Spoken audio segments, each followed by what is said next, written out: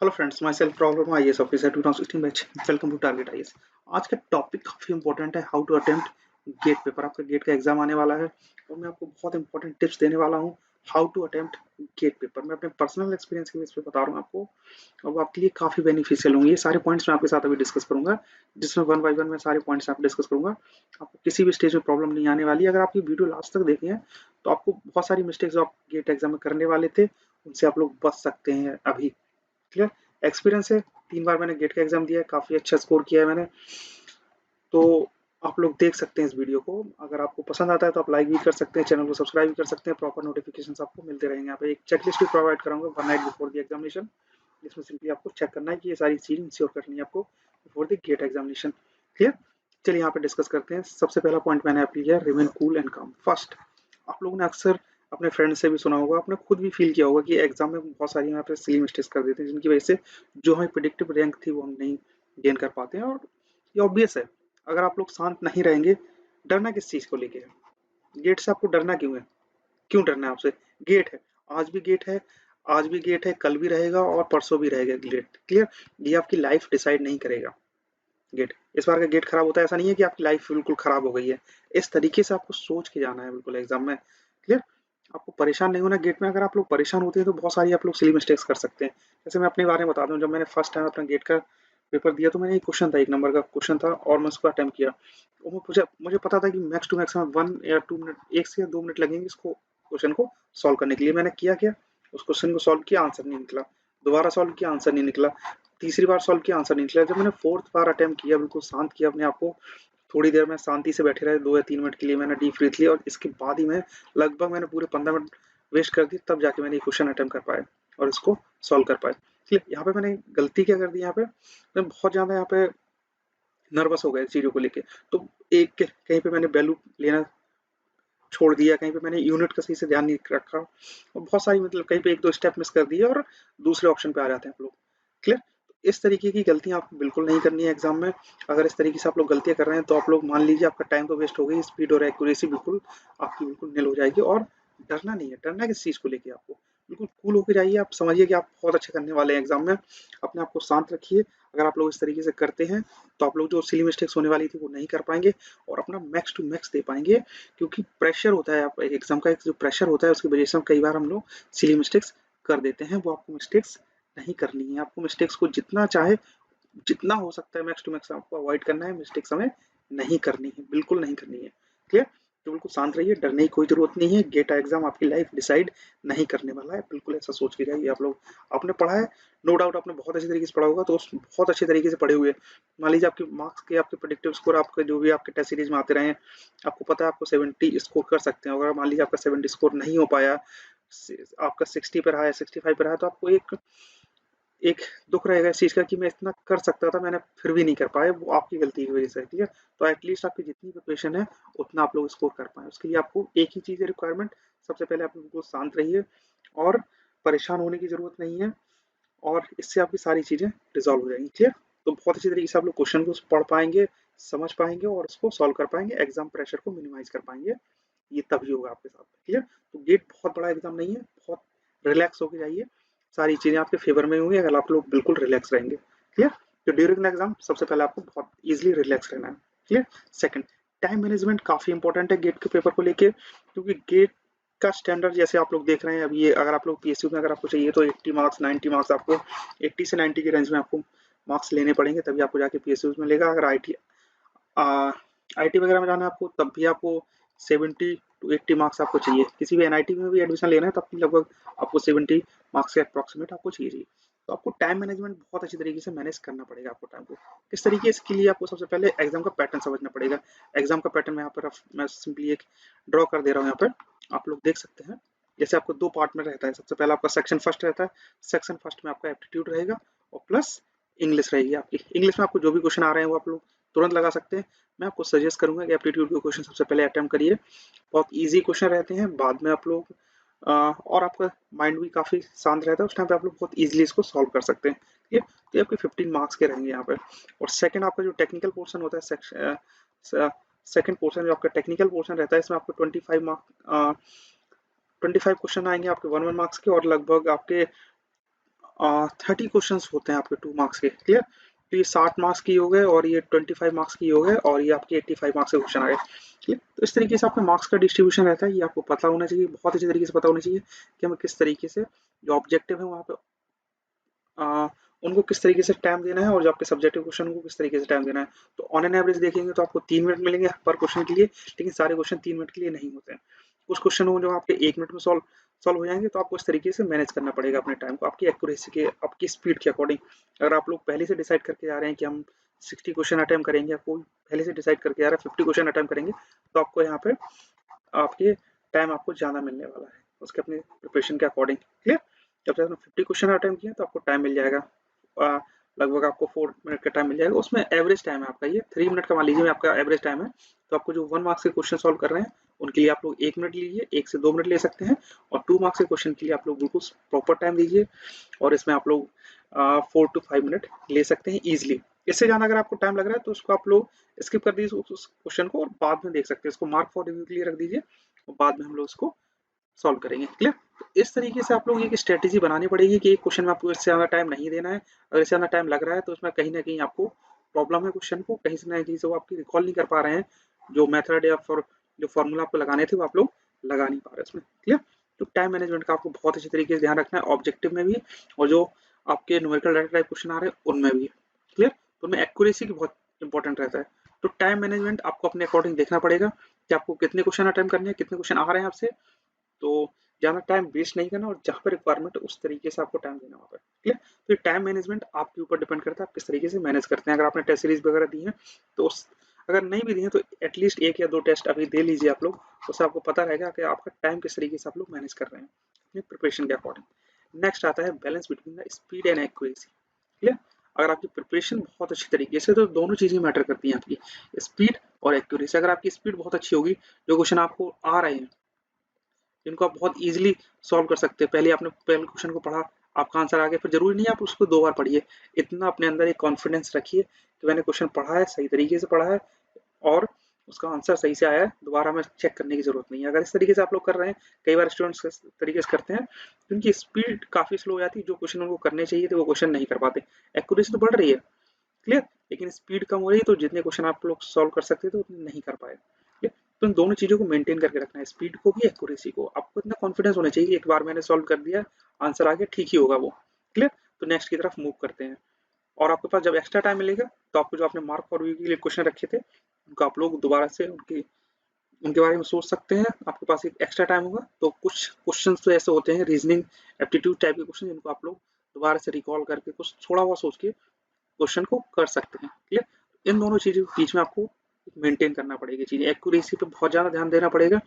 अगर आप लोग 40 क्वेश्चन कर रहे हैं तो कोशिश करिए कि आपके लगभग 37 या 38 क्वेश्चन आपके बिल्कुल बिल्कुल सही हो। 50 क्वेश्चन कर रहे हैं तो आपके मिनिमम आपके 48 49 क्वेश्चन आपके 45 के अब आपके क्वेश्चन सही होने चाहिए, तभी मान लीजिए आपकी रैंक सही आ रही है।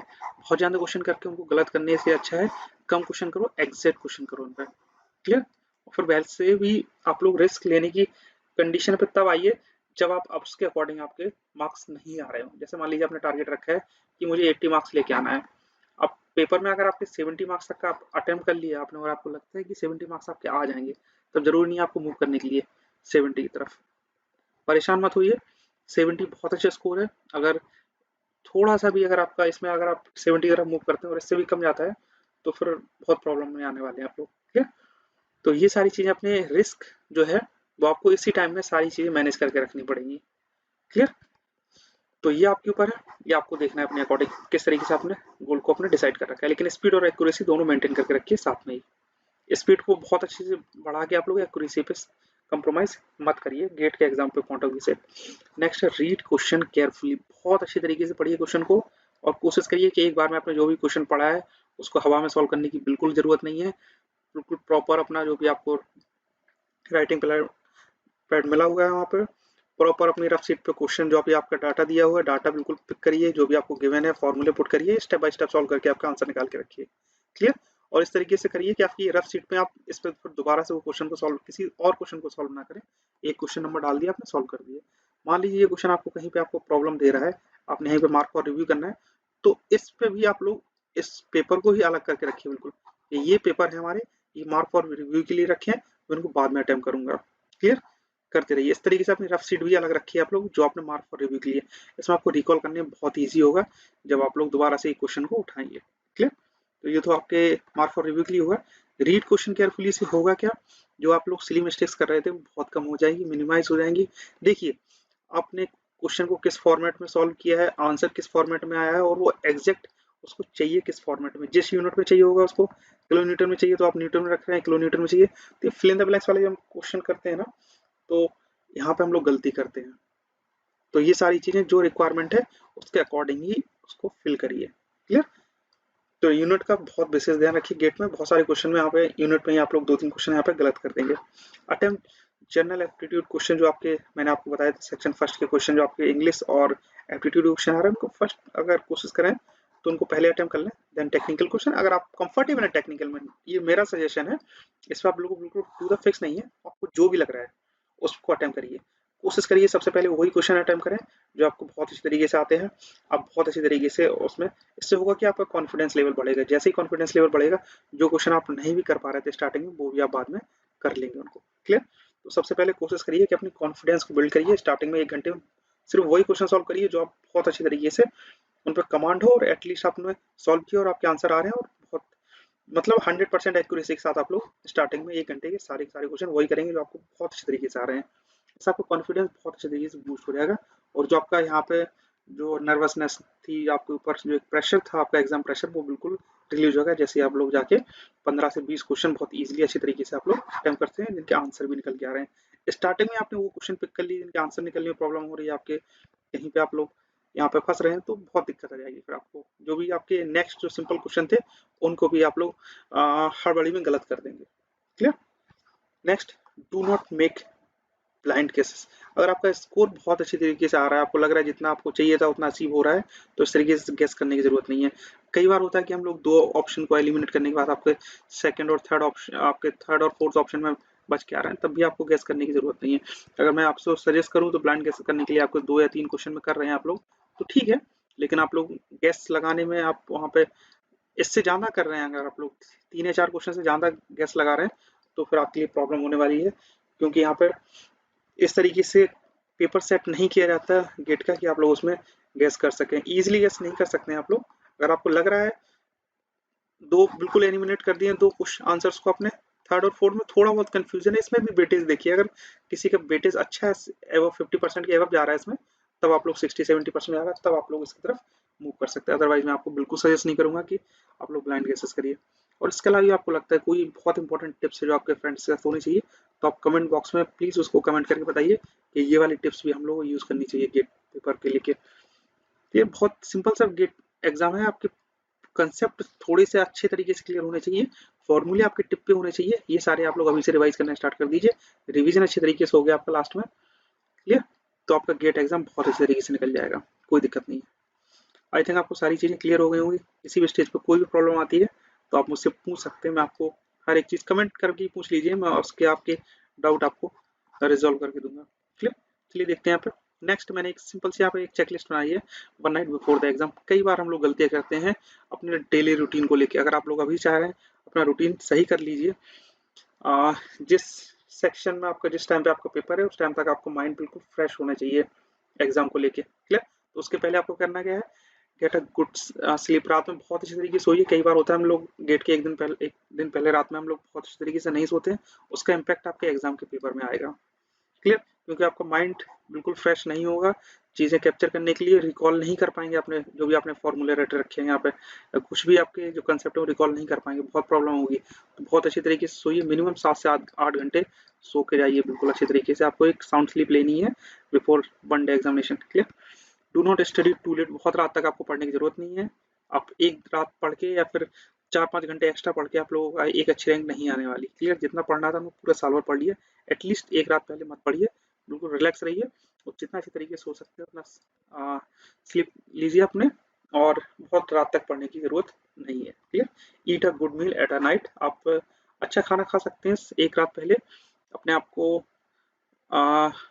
एक हैवी फील कराने के लिए, और eat a good meal at the night. आपको अच्छा खाना खाना है और डाइजेस्टिव फूड प्रेफर करिए लेने के लिए। Prepare for the morning. Morning के लिए बिल्कुल तैयार रहिए, जो भी आपके स्टेशनरी वगैरह है, एडमिट कार्ड वगैरह है, आपके आईडी कार्ड है, वो सारे बिल्कुल प्रिपेयर करके रखिए, प्लान बना के रखिए क्लियर कि मॉर्निंग में किस तरीके से हमें पहुंचना है सेंटर तक। तो प्रिपेयर फॉर द मॉर्निंग के लिए बिल्कुल तैयार रहिए। इसके लिए आपको क्या करना है, set an alarm and have a backup alarm. Alarm set कर लीजिए, अकेले रहते हैं तो अलार्म सेट कर लीजिए, बैकअप अलार्म सेट कर लीजिए। अगर आप किसी फ्रेंड्स या फैमिली के साथ में रह रहे हैं तो अपने फ्रेंड या फैमिली मेंबर्स को बोल दीजिए कि हमें इतने टाइम पे हमें सुबह उठा दें। Clear. Eat a filling in nutritious breakfast. आप कोई जंक फूड वगैरह या फिर बहुत बेकार से ब्रेकफास्ट मत कीजिए, न्यूट्रियस ब्रेकफास्ट हो सकता है, उसको प्रेफर करिए जो आपको एक एनर्जी प्रोवाइड कराए उस 3 घंटे के लिए भी। आपको बहुत ज़्यादा सोचना है उस टाइम पे, तो इसलिए आप एक न्यूट्रियस ब्रेकफास्ट प्रेफर करिए वहाँ पे। Clear. Double check you have got everything you need for that day. बिल्कुल डबल चेक करके जाइए, बिल्कुल चेक करके जाइए आपके पास 2 या 3 पेन है बिल्कुल प्रॉपर तरीके से, क्योंकि उस टाइम पे अगर कोई प्रॉब्लम आ रही है तो वो एट इंस्टेंट रिजॉल्व नहीं हो पाएगी। क्लियर। और आप कैलसी, अगर आप लोगों ने अभी से वर्चुअल कैलकुलेटर यूज़ नहीं किया है तो उसको थोड़ा उस प्रैक्टिस में लेके आइए, उसको सीख लीजिए यूज़ करना उसको।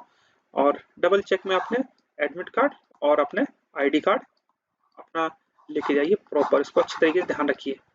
क्लियर। अपने फ्रेंड या फैमिली मेम्बर्स को बोल दें कि सुबह की सुबह एक बार वो आपसे पूछ लें जरूर कि आपके पास एडमिट कार्ड तो आप रखते हैं, कई बार हम आईडी कार्ड लेना भूल जाते हैं, उस टाइम पे फिर काफ़ी प्रॉब्लम आती है।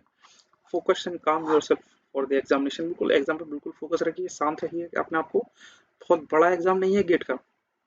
क्लियर। इस तरीके से सोचिए आप लोग कि ये गेट है, आज भी होगा और कल भी होगा।